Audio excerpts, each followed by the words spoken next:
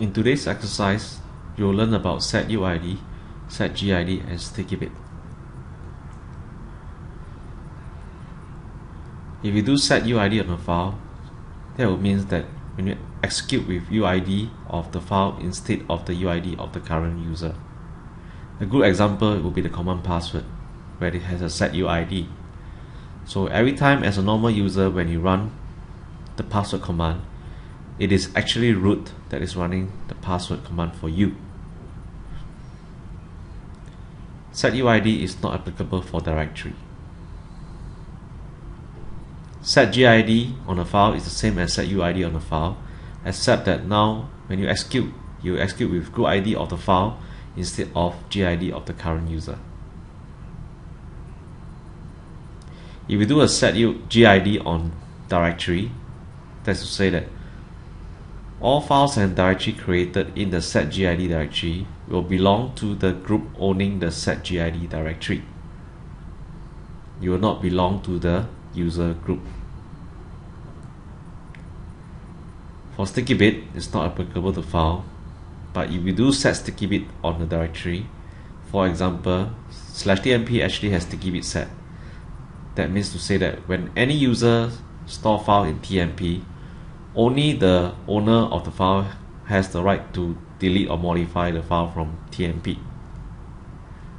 If tmp has not been set with StickyBit, any user that writes to the files can also delete other people's files.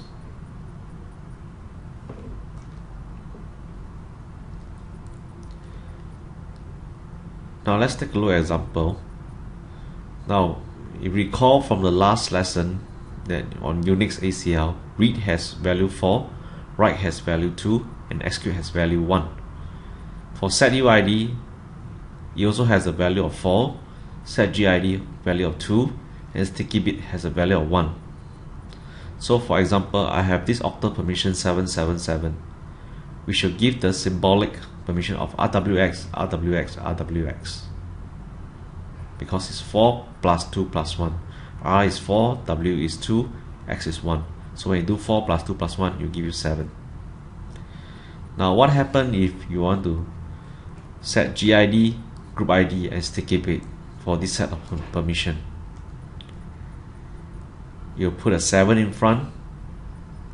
7 means 4 plus 2 plus 1. That means to say SetUid, SetGUID, and StickyBit is being set. So when you apply across this RWX, RWX, RWX, the resultant permission will be RW small letter s. Why a small letter s? Because the original permission is a small letter x. So we'll convert the small letter x into a small letter s to denote that this has SetUid set. For SetGUID, the original permission was a small letter x, so it becomes a small letter s. For StickyBit, the original permission was a letter x here, so it becomes a letter t instead, which is a small letter t. So when you see this RWS on user, that means the SetUid has been set, and RWS on group, that means the SetGUID has been set, and RWT, that means that the StickyBit has been set. So you can do a chmod 7777 on some directory or file, and this will be the resultant symbolic permission. Similarly, you can do a chmod U go to RWXS, G go to RWXS, and O go to RWXT, and you get the same resultant SetUid, SetGUID, and StickyBit permission being set on some file or directory. Take a look at another example where I have an octal permission of 666. How you get the resultant symbolic of RW dash, RW dash, RW dash, which is 4 plus 2, which gives 6.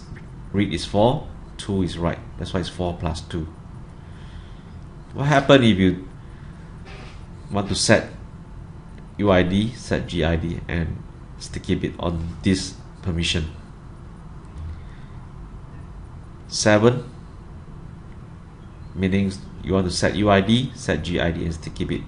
4 plus 2 plus 1, where SetUid is 4, SetGUID is 2, and sticky bit is 1. So when you do 4 plus 2 plus 1, that means which is 7, you want SetUID, SetGUID and sticky bit to be set. So if this is applied on this permission here, RW dash, RW dash, RW dash, the resultant permission becomes RW capital S, RW capital S and RW capital T. So you notice that a dash has to be completed to capital letter S for SetUID and SetGUID, whereas for sticky bit, a dash will be converted to capital letter T. So if we do chmod 7666 on some directory or file, the resultant permission will be RW capital S, RW capital S and RW capital T. Similarly, you can do the symbolic way by doing change mode. U equal to RW S, notice that the X is different or missing, and G equal to RWS, O equal to RWT on some file directory. You'll get back this same resultant permission, RW capital S, RW capital S and RW capital T. Now if you only want to set, for example, or SetUID, you do 466 rather, and the resultant will be RW capital S and RW dash RW dash.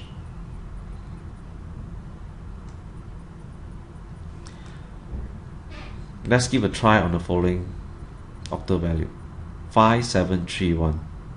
So what you do is to actually convert this 731 into symbolic position first. In this case, 7 is RWX, 3 is dash WX and 1 is dash dash X. So 5 meaning that you want to have SetUID and sticky bit because it's 4 plus 1. So when you have SetUID and sticky bit set, the resultant permission will be RW small letter S because originally it's a small letter X. There's no GID set, so we leave it as it is as dash WX. There is sticky bit set, so the small letter X will become a small letter T. So if we do chmod 5731 on file.txt or chmod U equal to RWXS, G equal to WX and O equal to WT, this will be the same resultant permission you get, RWS dash WX and dash dash T. Given this symbolic permission, we should be able to figure out what is the octal value. So what we will do is that we will convert the symbolic permission into their original state first. In this case, we know that the big capital S actually is a resultant from a dash, so it becomes RW dash, and the small letter S is a resultant from a small letter X, so it becomes RWX, and the big letter T is actually dash dash dash. So when you convert RW dash, it will be 6 because it's 4 plus 2. RWX will be 7 because 4 plus 2 plus 1. 0 because it's dash dash dash. So if you have, in this case, you have SetUID, SetGUID and sticky bit being set. So the resultant will be 7 because it's 4 plus 2 plus 1. SetUID is 4, SetGUID is 2 and sticky bit is 1. So 4 plus 2 plus 1 will give you 7. So when you do 7670 on a file, the resultant permission will be RW capital S, RWS small letter S and dash dash capital T. So if you do chmod 5731, there will be SetUID and set sticky bit. You can do that in the similarly on the symbolic, using the symbolic permission way. If you do chmod A plus XS, that means you want all the user SetUID, SetGUID to be set. So the resultant permission will be RWS dash WS and dash dash T. Now let's take a look at an example of a SetUID file. Now, etc password file contain all the user ID. So every time when a user need to update its information, you actually need to write to this file etc password. But etc password can only be written by root as shown here, RW dash, and whereas the rest only can read from it. So if you want to update the password, your own password for example, you won't be able to do so because only root can are allowed to write to this file. So if we take a look at the password command, you'll notice that the password command PASSWD, it has SetUid being set. That's RWS. That's to say that every time a normal user runs this command password, it will be root that is actually running for the user. So root can in turn update the etc password file for the user itself. Let's take a look at an example of a sticky bit directory, ls-ld on /tmp. So as you can see, /tmp is well writable, which is rwx, rwx, rwx, or in fact here is rwt at the end to denote that this has a sticky bit set. When we say that, that means that anybody on the system can write to /tmp.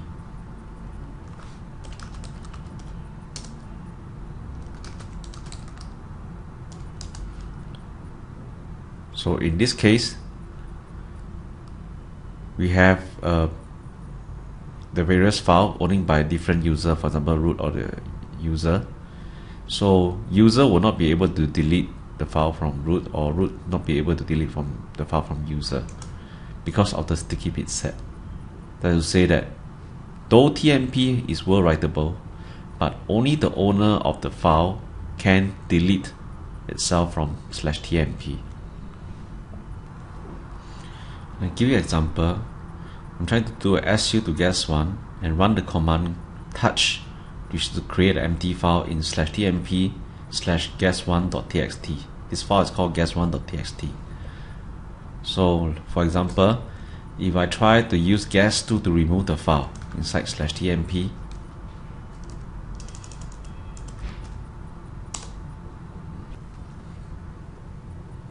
so as you can see, guess2 will not be able to remove the file from guess1 from TMP, even though TMP is well writable. But in this case, TMP has sticky bit set. That's why the operation failed. If TMP directory does not have sticky bit set, guess2 would have been able to remove guess1.txt file. Let's now demonstrate the effect of SetGUID. Okay, I'm going to create a directory called our share.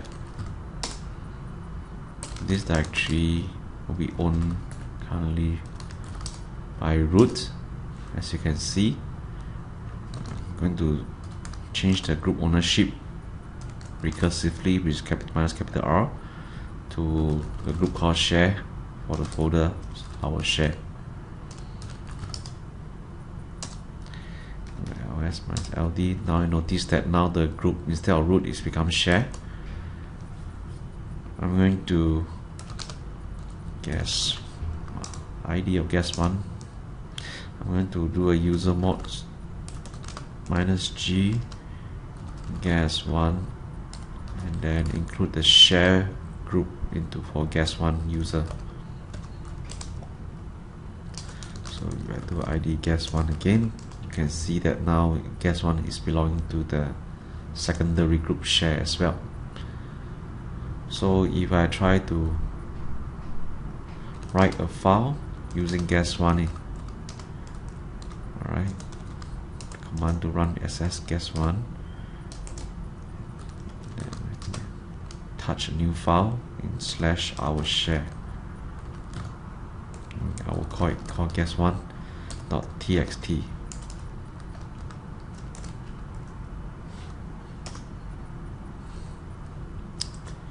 Okay, the permission denied. The permission here is denied, reason being that our share directory does not allow the group to write but only read and execute. So we're going to do a chmod g+w on our share directory. This will allow our share directory to have group writable permission RWX of the group. So let's try to do su minus guest1 and let's guest1 to create a new file inside our share again. Now you can see there's no more arrow, and if we do ls minus l on this file here, you should see that the file was created. The owner is guest1 and the group owner is guest1. But in this case, guest1.txt will not be writable by anybody or they belong to the group share, which is not what we want. We want this file to be able to be shared by anybody that belong to the group share. If somebody tried to write into this file guest1.txt, you will not be able to, because this file group owner is still guest1. So let's try to do a SetGUID by doing chmod g plus s on our share. Now we do ls minus ld on our share itself. You notice rwx will now become rw small letter s to denote that SetGUID has been set on this file. Now if we try to do su minus c again, guest1, and touch a new file called guest2.txt using guest1 user, and you do ls minus l on our share folder again, you notice that for guest2.txt the default group ownership now has been changed to share rather than guest1. So anybody that belongs to the share group will be able to read write to guest2.txt file. This is the effect that we want, because we want to use this as a collaboration directory where any members in the share group will be able to read write to the resources inside this file or directory. This will end the demo.